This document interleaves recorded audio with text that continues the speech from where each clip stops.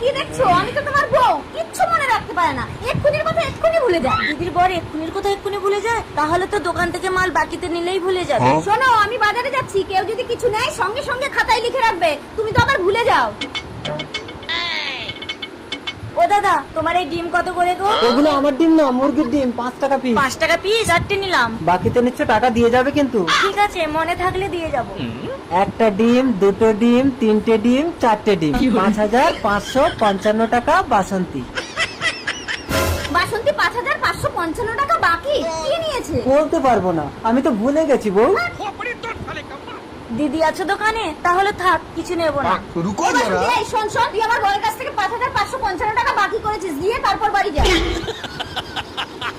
1 2 3 4, 4টে ডিমের দাম 5,555 টাকা।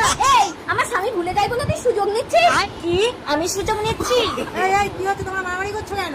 এই দেখো না, আমার স্বামীর কাছে 5,555 টাকা বাকি করে এখন স্বীকার খাচ্ছে না। এই কি ব্যাপার, দালালি হচ্ছে? টাকাটা দিয়ে দাও। ঠিক আছে, এই নাও তোমার 5,555 টাকা। এই টাকা যদি সুদে আসলে না আদায় করতে পারি, তাহলে আমার নামও বাসন্তী না। এই, তুমি একটু দোকানে থাকো, আমি তাড়াতাড়ি যাচ্ছি। তুই যা, তোর স্বামীকে আজ আমি মুরগা বানাবো।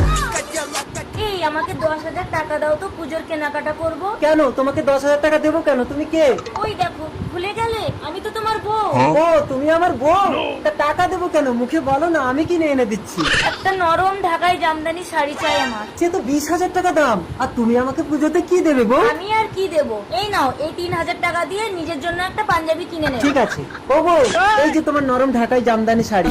বাহ, এত দামি শাড়ি! আর আমি 3,000 টাকা দিয়ে এই পাঞ্জাবিটা নিয়েছি, ভালো হয়েছে বউ? ঠিক আছে, দাঁড়াও, আমি শাড়িটা পরে আসছি। ও স্বামী, কই আমার নরম জামদানি? এই, তুমি আবার কোন বউ? ওই তো শাড়ি এনে আমার বউকে দিয়ে দিলাম। ওই তো আমার বউ।